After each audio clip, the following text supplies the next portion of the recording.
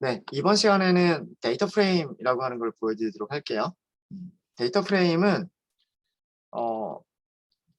따로 설명 안 드려도 되겠죠. 그러니까 2차원 모양의 표 모양의 그런 자료 구조를 데이터 프레임이라고 얘기를 합니다. 저희가 아래서 다뤘었던 뭐 CSV 파일을 읽었을 때 만들어지는 그런 그 데이터의 타입이 데이터 프레임이라고 하는 타입이었었죠. 네. 근데 왜 저희가 데이터 프레임 전에 시리즈라고 하는 걸 먼저 다뤘냐면 데이터 프레임에서 각 컬럼들은 시리즈라고 하는 구조로 이루어져 있기 때문에 시리즈를 먼저 설명을 드렸습니다. 그러니까 데이터 프레임이라고 하는 거는 다른 게 아니라 뭐 이렇게 2차원 모양으로 생긴 게 데이터 프레임이잖아요. 로우를 가지고 있고, 그죠? 행들을 가지고 있고, 행들을 R에서는 뭐라고 불렀어요? 옵저베이션이라고 불렀었죠? 그렇죠? 그리고 컬럼들을 R에서는 뭐라고 불렀었죠? 베리어블, 변수라고 불렀었죠. 네. 변수들과 그 다음에 관측치들로 이루어진 2차원 모양의 표와 같은 형태의 그 구조를 데이터 프레임이라고 부르잖아요. 그렇죠? 똑같습니다.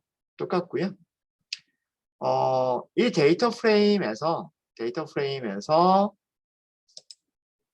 여러분들이 컬럼 하나, 즉 변수 하나만 보면 그 변수가 무슨 타입이다? 시리즈라고 하는 타입이다라고 하는 거예요.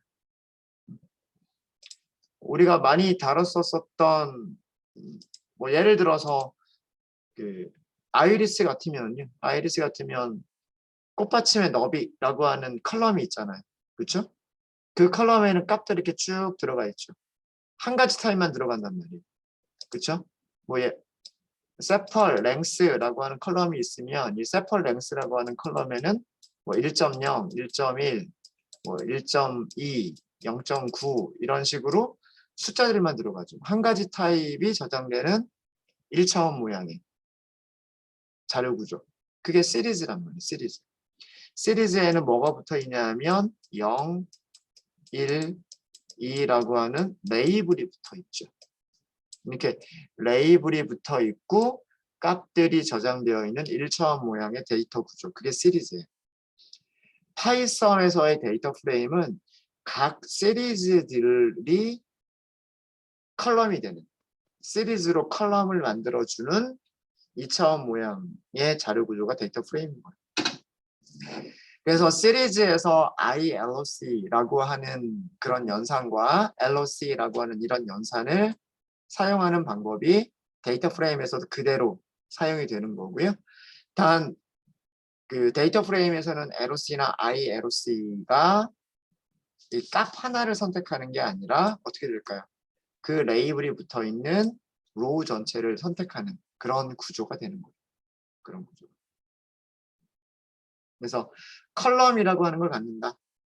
라고 하는 거고요. 자, 우리 간단하게 한번 데이터 프레임을 만들어 볼게요. 간단하게 데이터 프레임을 만들어 보고 그 설명을 좀 드리도록 하겠습니다. 일단 데이터 프레임에 저장할 데이터를요. 딕셔너리 형태로 만들어 보도록 하겠습니다. 딕셔너리 중괄호를 쓰면 딕셔너리죠. 중괄호를 쓰시면 딕셔너리고요. 키값을 할게요. 도시라고 하도록 하겠습니다. 도시. 서울을 3개 더하기 경기를 역시 3개. 이렇게 쓰면 이거 어떻게 될지 예상되세요? 이거 뭐 만든 건지 이해되십니까? 자, 대괄호가 있으니까 이거는 무엇을 의미하죠? 리스트인데 리스트를 곱하기 3을 했어요. 그럼 어떻게 되는 거죠? 네, 3번 반복이 되는 거예요. 이렇게. 그 다음에 거기다 더하기가 들어간 거죠. 이것도 마찬가지. 경기도라고 하는 게 3번 반복이 되는 거죠. 경기도라고 하는 게. 요거 두 개를 리스트와 리스트를 더하기 하겠다. 어떻게 하는 거죠? 두 개를 합쳐가지고 하나의 리스트로 만들어 버리는 거죠. 그래서 서울이 3번, 경기도가 3번 나오는 그런 리스트가 되는 거예요. 이해되시죠? 네. 자, 여기 쉼표 있습니다. 쉼표 있어야 돼요. 쉼표 있어야 되고요. 이어라고 하는 키 값을 만들게요. 그러니까 자, 전체 구조는 딕셔너리예요. 전체 구조는 딕셔너리고요. 딕셔너리에서 키값, 그 키에 저장되어 있는 게 리스트. 두 번째 키값, 두 번째 저장되는 것도 리스트. 자, 여기는 뭐 2018년,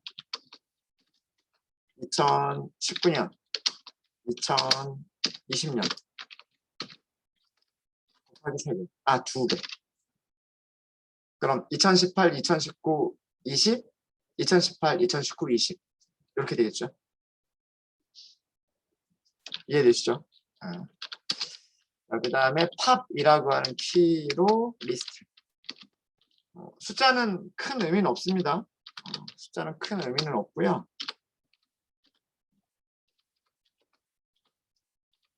그냥 아무렇게나 만들어 본 거예요. 아무렇게나 만들어 본 거고. 그 다음에 뭐 1.1, 1.2, 1.25. 자, 이건 딕셔너리라고 하는 건 아시겠죠? 네. 각각의 딕셔너리는 키들을 가지고 있고요. 전부 다 원소가 6개인 리스트들을 밸류로 갖는 그런 딕셔너리입니다. 자, 이런 딕셔너리를 이용하면 우리 데이터 프레임을 간단하게 만들 수 있어요. 이 코드는 중요한 코드는 아니니까 그냥 한번 보고 넘기세요. 한번 보고 우리가 앞으로 데이터 프레임을 실제로 이렇게 만들 일은 거의 없어요. 왜? 데이터 프레임을 직접 만들 때에는 보통 CSV 파일을 읽어서 데이터 프레임을 만들거나 엑셀 파일을 읽어서 데이터 프레임을 만드는 경우들이 많고요. 네. 이렇게 만들 경우는 거의 없으니까 그냥 한 번 정도만 봐주시면 됩니다. 자, 프린트 한번 해보겠습니다. 자, 이것도요. 데이터 프레임 생성자 호출한 거예요. 데이터 프레임이라고 하는 클래스의 데이터 프레임 클래스의 생성자를 호출을 한 거예요. 생성자를 호출하니까 데이터 프레임 객체가 생성이 되는 거죠.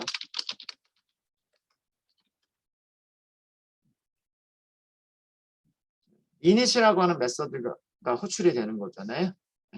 이 데이터 부분에다가 딕셔너리를 준 거예요. 데이터 부분에 딕셔너리를 준 거고요. 인덱스, none, 기본값 사용한 거예요. columns, none, 기본값 사용한 거예요. 뭐 dtype, 뭐 copy, 뭐 이런 거 다.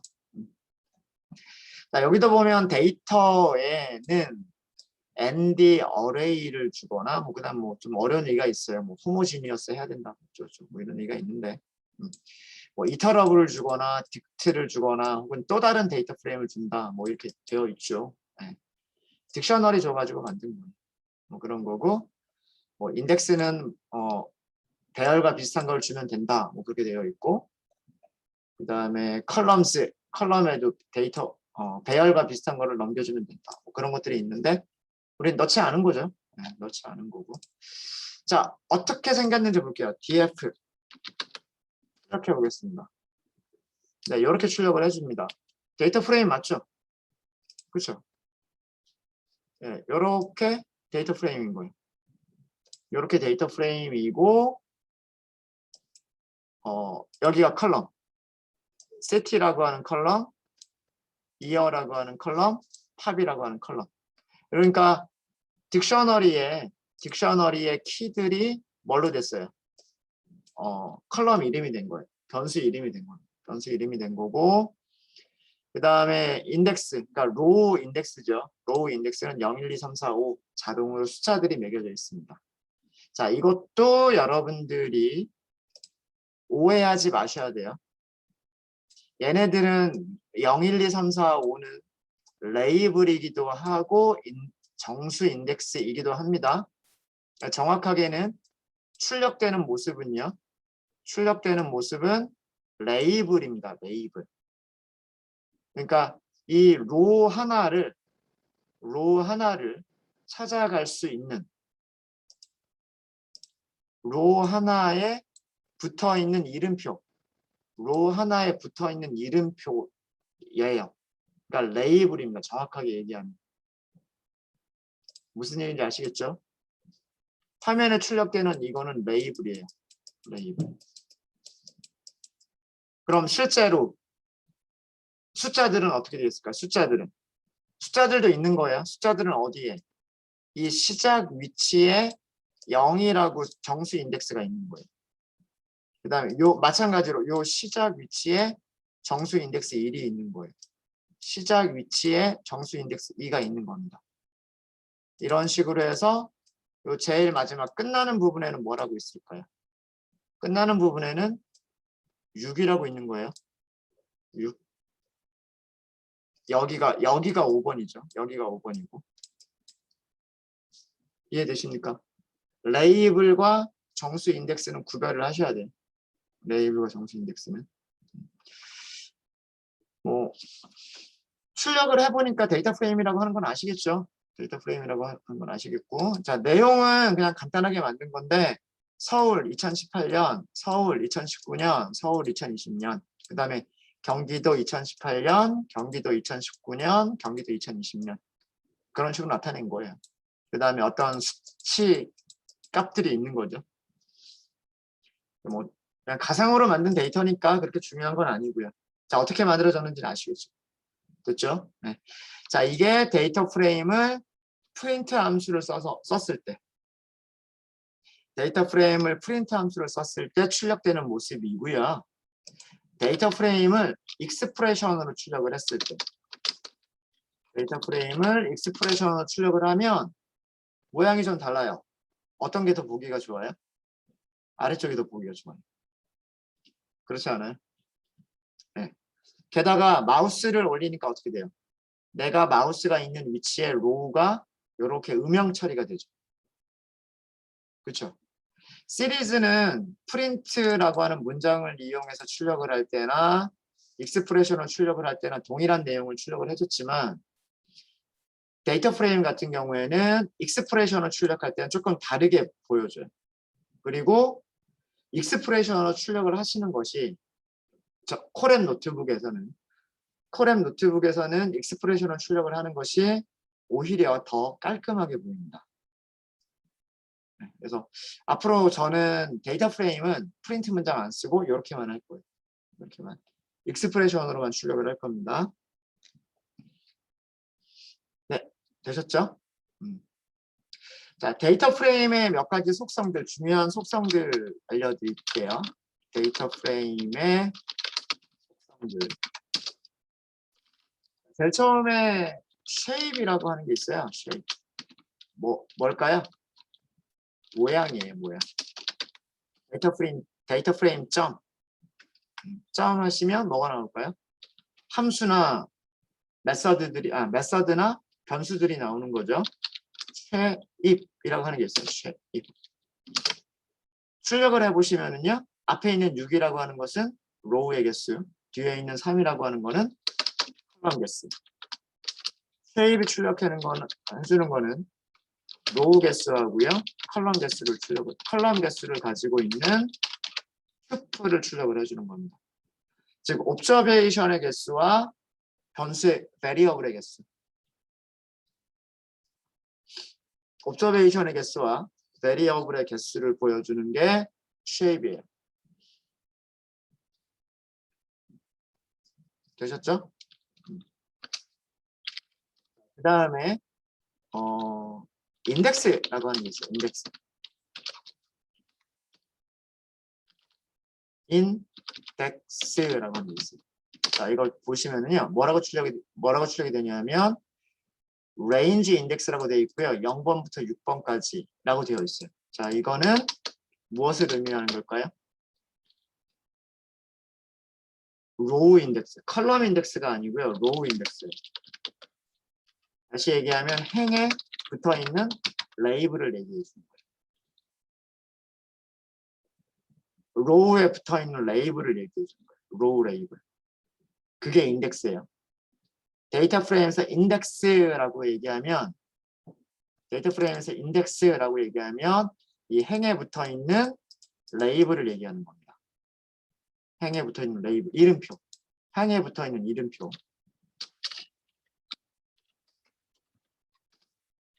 그러면 컬럼 이름. 컬럼 이름도 중요해요.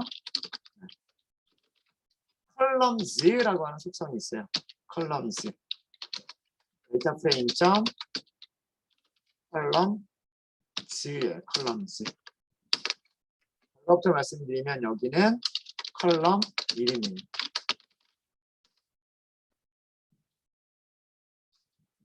컬럼즈는 뭐라고 되어 있냐면 city, year, 팝이라고 하는 오브젝트들을 가지고 있는 인덱스 객체다라고 되어 있죠.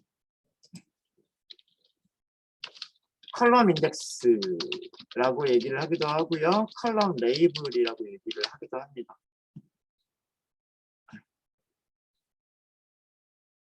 우리가 R에서 데이터 프레임에서 변수 이름이라고 불렀던 부분, 혹은 컬럼 이름, 변수 이름 이렇게 불렀던 부분, 그게 컬럼즈예요. 컬럼즈.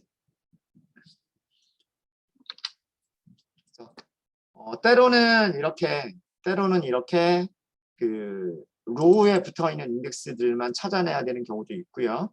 컬럼에 붙어 있는 인덱스들만 찾아내야 되는 경우도 있기 때문에 로우 인덱스를 찾아낼 때는 그냥 인덱스, 컬럼 인덱스를 찾을 때는 컬럼즈 이렇게 사용한다 라고 하시는 거를 생각해 주시면 될 것 같고요. 자, 데이터 프레임에서 컬럼을 선택하시는 방법입니다. 데이터 프레임에서 컬럼 선택. 그러니까 변수를 선택하겠다는 얘기죠. 변수를. 두 가지가 있어요. 첫 번째 방식은 정리를 할까요? 첫 번째 방식은 데이터 프레임 이름을 써주시고요. 데이터 프레임 이름을 써주신 다음에 인덱스 연산자.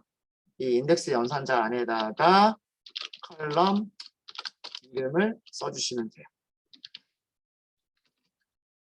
이런 방법이 있어요. 이렇게 사용하시는 방법이 있고요. 또 한 가지 방법은 데이터 프레임 이름 다음에 점을 쓰시는 거예요. 그리고 따옴표 없이 그냥 컬럼 이름을 쓰시는 거예요. 두 가지 방법을 다 사용하실 수 있으세요. 첫 번째 방법을 사용하실 때에는 R에서는 어떻게 썼는지 기억나세요?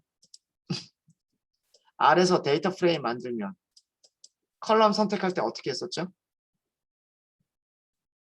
다 잊어버리셨죠?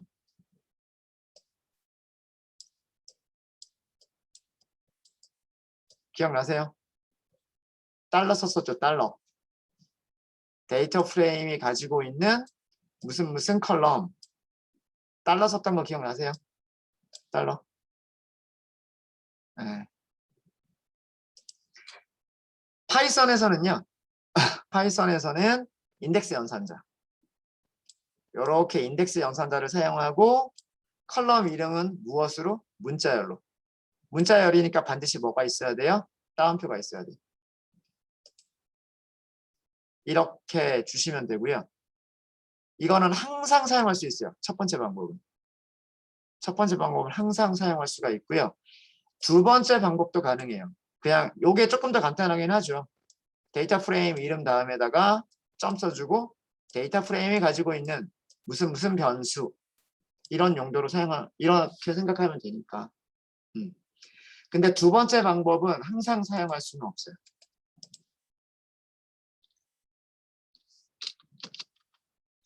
두 번째 방법인 경우에 컬럼 이름이 변수 이름 규칙에 어긋나는 경우, 맞지 않는 경우, 변수 이름 규칙에 맞지 않는 경우는 사용할 수 없습니다.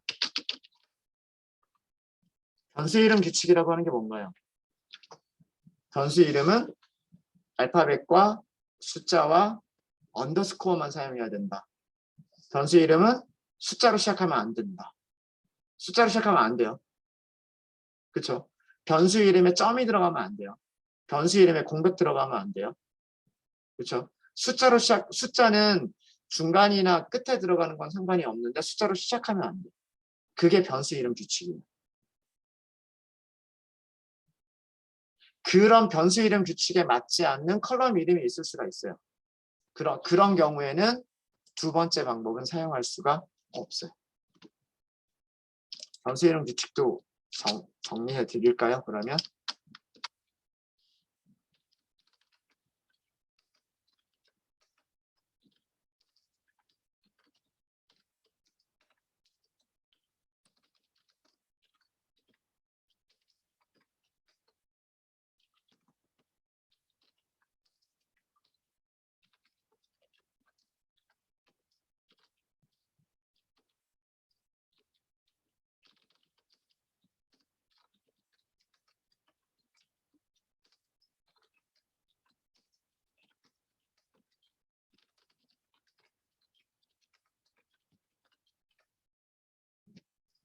영문자를 뭐 대문자로 쓰든 소문자로 쓰든 상관은 없는데 관습적으로 소문자만 쓰기는 해요. 근데 그거는 규칙은 아니에요. 관습이지 규칙은 아니에요. 그래서 대문자를 쓰든 소문자를 쓰든 그거는 상관이 없어요. 하지만 영문자와 숫자와 특수문자 중에서는 언더스코어. 그러니까 별표도 들어가면 안 되고요. 달러도 들어가면 안 되고요. 샵도 들어가면 안 되고요. 스페이스바 들어가면 안 되고요. 공백 들어가면 안 되고요. 아무것도 안 돼요. 그러니까 딱 저런 영문자와 숫자와 언더스코어. 그리고 변수 이름은 숫자로 시작하면 안 돼요. 숫자로 시작하면 안 돼요. 네. 만약에 컬럼 이름이 숫자로 시작이 된다거나 컬럼 이름에 뭐 샵이라든가 이런 특수 문자가 들어간다거나 그러면 두 번째 방법은 못 쓰는 거예요. 첫 번째 방법은 쓸 수 있어요. 첫 번째 방법은. 네. 그것만 해주시면 되고요. 그래서 한번 해보죠. 자, 데이터 프레임은 위쪽에 DF예요. 위쪽에 DF고요. 이거 그대로 사용을 할게요. city, year, 팝이라고 하는 세 개의 변수를 가지고 있죠. 네, 세 개의 컬럼을 가지고 있습니다. 그러면 데이터 프레임 이름이 DF, 연산자 이렇게 하세요. 자, 그럼 어때요? 벌써 이렇게 보여줘요. 그렇죠? 자, 다시 한번 보여드릴게요. 데이터 프레임 이름 쓰고요. 인덱스 연산자를 쓰는 거예요. 그럼 벌써 이렇게 몇 가지를 보여주죠. 여기다가 따옴표까지 딱 써주면 변수 이름을 보여줘요. 데이터 프레임이 가지고 있는 변수 3개를 보여준단 말이에요. 이해되시죠? 그래서 변수를 딱 선택해서 엔터 하시면 0번 서울, 1번 서울, 2번 서울, 3번, 4번, 5번 경기. 네임이라고 하는 게 있죠. city. 자, 이거는 시리즈가 무엇을 가지고 있으니까 여기에 이름을 가지고 있었단 말이에요. 여기에 city라고 하는 이름을 가지고 있었죠. 그래서 요거까지 보여주는 거고요. 뒤쪽에 있는 오브젝트. 여러분들 그 시리즈에서 오브젝트라고 나오면 이거는 문자열이라고 생각하시면 돼요. 데이터 타입이 오브젝트다라고 하면 문자열이라고 생각하시면 됩니다. 문자. 되셨습니까? 자, 출력되는 모습을 보죠. 출력되는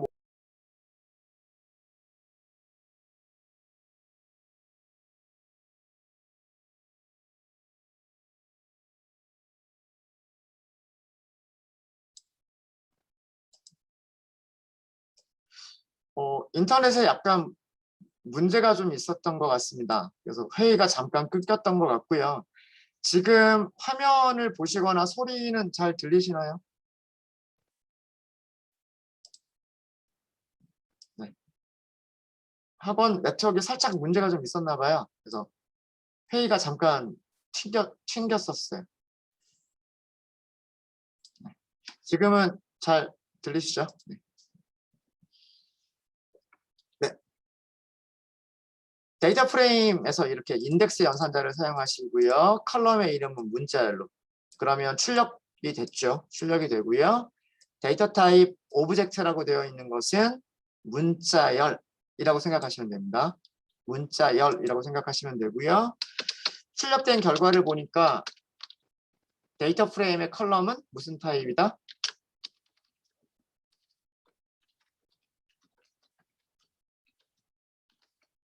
시리즈다라고 하는 걸 알 수가 있죠. 이거 시리즈잖아요, 시리즈. 레이블들을 보여주고 있고요. 그렇죠? 레이블들을 보여주고 있고, values, 값들을 보여주고 있고, 데이터 타입을 보여주고 있고, 이건 시리즈죠, 시리즈. 그렇죠? 네. 그래서 데이터 프레임이라고 하는 게 시리즈, 컬럼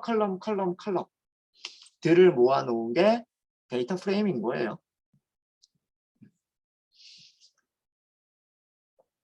네. 자, 그리고 컬럼을 선택하는 방법이 또 있죠. 어떻게? 데이터 프레임 점 CT 보이죠? 그쵸? CT 보이죠? 점 하니까. 그 다음에 이어도 보이죠? 변수 이름 보이죠? 그 다음에 또 보이죠? 이게 우리가 만들었던 변수 이름들이에요. 그쵸? 그 컬럼이 가지고 데이터 프레임이 가지고 있었던 자, 그런데 요거는 좀 팝이라고 한번 해볼까요? 좀 이상하죠? 좀 이상하죠? 다른 거는 다 괜찮아요. 시티. 도시 이름들 잘 나오고요. 이어 잘 나오죠? 잘 나오는데 팝은 또 왜 그래요? 팝. 이상하죠? 이거 뭐랑 겹치는 거냐면 원래 데이터 프레임이 가지고 있었던 메서드 이름과 겹치는 거예요. 그래서 컬럼이 안 되는 거예요. 요것도 그럼 제가 요것도 정리를 해드리겠습니다. 이런 경우도 생각해보니까 이런 경우도 있습니다. 컬럼 이름이 변수 규칙에 맞지 않는 경우에는 이런 방법은 사용 못해요. 그 다음에 또 어떤 경우에 이 방법은 사용이 안 되냐면 컬럼 이름이 데이터 프레임 객체가 원래 가지고 있었던 속성 이름, 그러니까 변수라든가 메서드 이름, 속성 이름과 동일한 경우에도 얘는 사용할 수 없고요.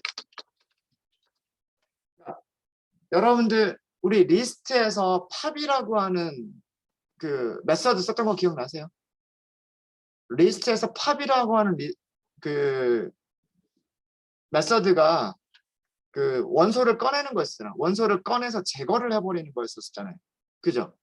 그러니까 리스트가 팝이라고 하는 메서드를 가지고 있단 말이에요. 그런 것처럼 데이터 프레임도 팝이라고 하는 메서드를 이미 가지고 있었던 거예요. 근데 그러면은 그 데이터 프레임이 가지고 있는 팝이라고 하는 메서드를 이용을 하려면 점 찍고서 메서드 이름 써야 될 거 아니에요. 그렇죠? 그러면 그 메서드 이름이 컬럼 이름인지 메서드 이름인지 헷갈릴 수 있잖아요. 그래서 데이터 프레임에서는 그 컬럼 이름이 그 자기가 가지고 있는 속성 이름과 다른 경우에만 이렇게 쓸 수 있게끔 해주는 거예요. 그래서 그 장단점이 있어요. 장단점이 뭐냐? 얘는 사용하기가 편해요. 적어도 얘는 대괄호도 써야 되고 그 다음에 따옴표도 써야 되고 그래야 되기 때문에 좀 복잡해요. 코드가. 작성하는 것도 복잡하고 보는 것도 좀 복잡해요. 이렇게 보는 것보다는 CT 이렇게 보는 게 훨씬 편하잖아요. 데이터 프레임이 가지고 있는 CT, 데이터 프레임이 가지고 있는 CT. 이게 코드를 작성하기도 좋고 편하기도 하지만 다음과 같은 문제가 생길 수가 있는 거예요. df.pop 이거는 얼마든지 가능해요. 이거는 가능한 거고 이거는 컬럼 선택이 되는 거예요. 컬럼 선택이 되는 거고 하지만 df.pop 이라고 했더니 얘는 뭐래요? def, pop 이거 뭐 함수잖아요. 함수. 그리고 무엇을 리턴해주는? 시리즈를 리턴해줘.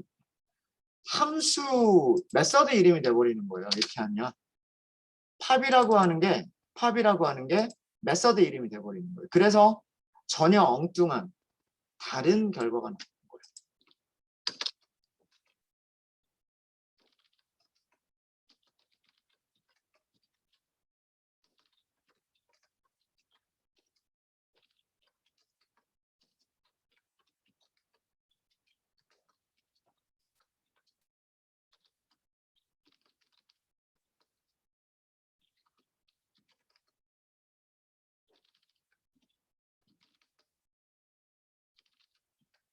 데이터 프레임의 컬럼을 선택하는 코드가 되는 게 아니라 데이터 프레임이 원래 가지고 있었던 팝이라고 하는 속성, 그게 변수일 수도 있고 메서드일 수도 있는데 팝이라고 하는 속성을 사용하는 것이 되버려요. 그래서 함부로 이렇게 쓰시면 안 돼요. 아무 때나 이렇게 쓰시면 안 됩니다. 그래서 요거는 언제나 가능해요. 이렇게 쓰는 건 언제든지 가능하고요. 이렇게 쓰는 거는 가능할 때도 있고 가능하지 않을 때도 있으니까, 그래서 저 같은 경우에는 조금 복잡하기는 해도 그냥 이렇게 써요. 이렇게. 네. 뭐 어차피 코드가 자동 완성이 되기 때문에 그렇게 뭐 어렵진, 작성하는데 시간이 오래 걸리는 건 아니니까요. 근데 뭐 개발자마다 자기가 선호하는 게 있습니다. 이렇게 쓰는 거를 선호하는 개발자도 있고요. 이렇게만 쓰는 거를 선호하는 개발자도 있고, 두 개를 혼용해서 쓰기도 하고, 두 개를 그렇기도 합니다. 네, 여기까지가 데이터 프레임에서 변수를 선택하는 방법, 컬럼을 선택하는 방법이었습니다. 혹시 질문 있으십니까?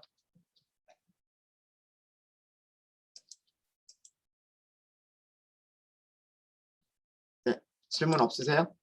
질문 없으시면, 자, 이번에는 데이터 프레임에서 로우를 선택하는 방법입니다. 로우를 선택하시는 방법은 두 가지. 아까 우리가 얘기했었던 시리즈에서 얘기했었던 데이터 프레임 이름에서 어떻게 LOC를 사용하는 방법이 있고요.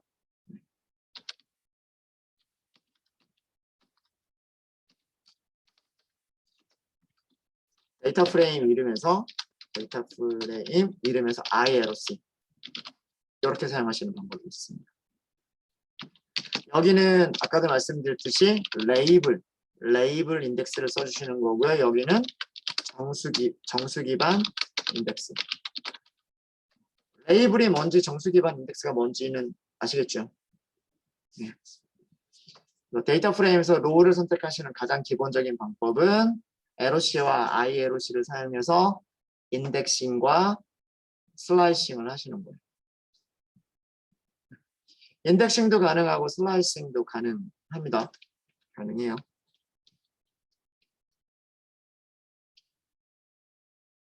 네, 예를 들어서 이런 거 하면 뭘까요? 자, 우리는 데이터 프레임 이름이 DF였었어요. DF 점 LOC 이렇게 쓰는 거예요. LOC 인덱스 0번. 데이터 프레임 먼저 출력해 놓고 한번 볼까요? 데이터 프레임 먼저 출력해 놓고 보면, 자, 인덱스 0번 어디일까요? 여기를 찾아가는 거예요. 여기를. 자, 보여줄 때 어떻게 보여주고 있나요?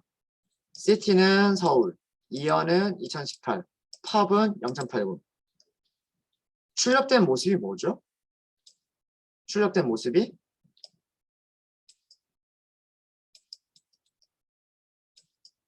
시리즈예요. 시리즈.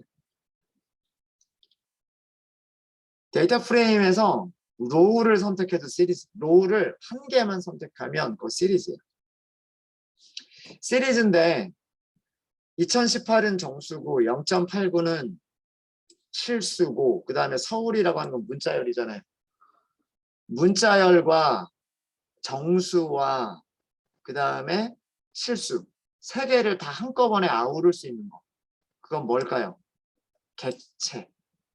그래서 여기가 인트라고 되어 있는 것도 아니고 플롯이라고 되어 있는 것도 아니고 오브젝트라고 되어 있는 거예요. 그래서 오브젝트라고 되어 있으면 객체라고 생각하시면 돼요. 객체. 보통은 오브젝트라고 하면 문자열 객체를 의미를 하지만 보통은 문자열 객체예요. 세 개를 아우를 수 있는 거는 문자열밖에 없잖아요. 각각의 데이터 타입들이 다 다르기 때문에 이거를 하나로 뭉뚱그릴 수 있는 건 오브젝트. 그렇게 생각하시면 됩니다. 이게 인덱싱이에요. 지금 보여드린 거는 인덱싱. 레이블을 가지고 인덱싱을 한 거고요. 여기서는 레이블을 사용한 거하고요. 그 다음에 정수 기반 인덱스를 사용한 거하고 어떨까요? 결과가 똑같을 거예요. 그죠? 여기가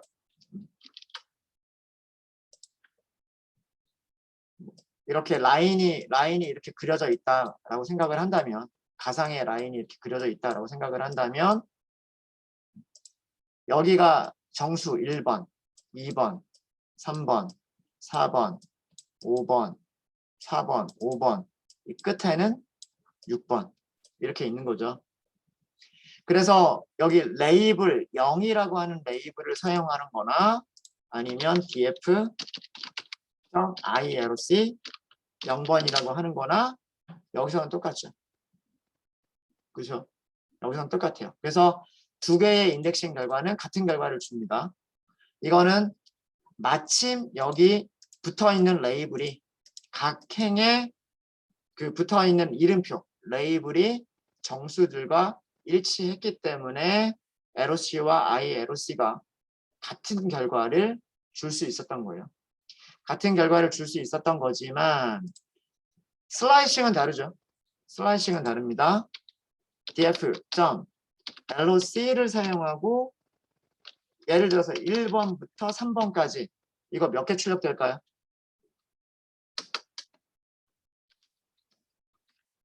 로우 1번, 2번, 3번까지가 출력이 되는 거예요. 그죠? 이렇게 되면 얘는 데이터 프레임. 데이터 프레임을 자르면 데이터 프레임이에요. 시리즈를 자르면 시리즈고 어레이를 자르면 어레이고 리스트를 자르면 리스트가 되듯이 데이터 프레임을 자르면 데이터 프레임입니다.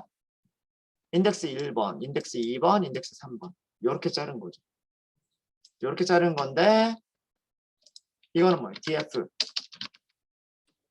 df.irc 1번부터 3번이라 그러면 1번, 2번만 출력입니다. 1번, 2번만. 그 이유는 아까 설명드렸죠. 정수는 어디?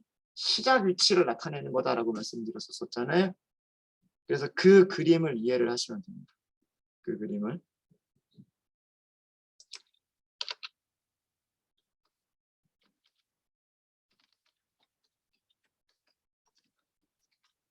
슬라이싱의 결과는 데이터 프레임이 나옵니다. 데이터 프레임이 나와요.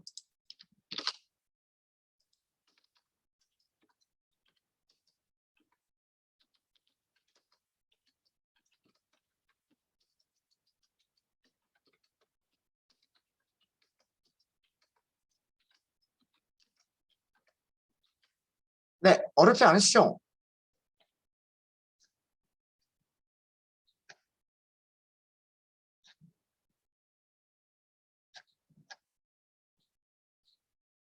어렵지 않으시죠? 그럼 헤드, 테일 기능 만들어 볼까요? 앞에서 3개, 뒤에서 3개. 네. ILOC나 LOC를 이용하셔가지고요. ILOC나 LOC 기능을 이용하셔서 데이터 프레임에 첫 3개 로우를 출력하는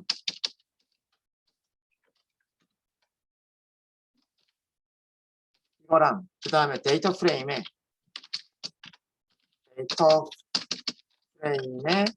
마지막 3개 로우를 출력하는 겁니다.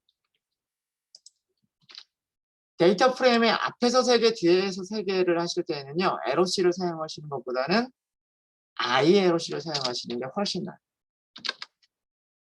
그게 개수를 헷갈리지 않아요. 앞에서 3개. 여기를 만약에 에러C를 사용하고 이렇게 해버리면은요. 0, 1, 2, 3 이렇게 돼요. 0, 1, 2, 3이기 때문에 3을 포함하기 때문에 4개가 되고요. 그래서 이렇게 앞에서 3개, 뒤에서 3개라고 하실 때에는 IAROC를 쓰시는 게 헷갈리지 않게 사용하실 수가 있어요. 그리고 음수 인덱스도 사용할 수가 있으니까. IAROC 끝에서 3개. 여기 컬런 있어야죠. 컬런. 끝에서 3개. 이런 식으로 헤드와 테일 기능. 이게 뭐예요? 이게 헤드잖아요. 헤드. 그죠? 그 다음에 얘는 뭐예요? 테일. 우리가 아래서 헤드 테일 했었죠. 그 기능이에요. 그 기능. IAROC 가지고서 어렵지 않게 하실 수 있으십니다. 네, 그럼 불리언 인덱싱이 좀 남았는데 그거는 저희 점심 먹고 하도록 하죠. 혹시 질문 있으십니까?